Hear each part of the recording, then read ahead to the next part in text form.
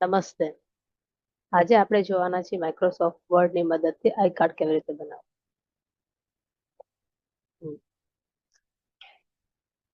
તો આવું I card બનાવવા માટે આપણે આજે શીખશું. Control N,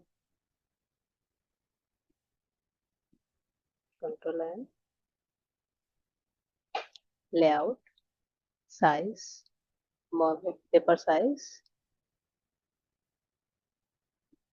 5 cm, 8 cm, okay, set margin,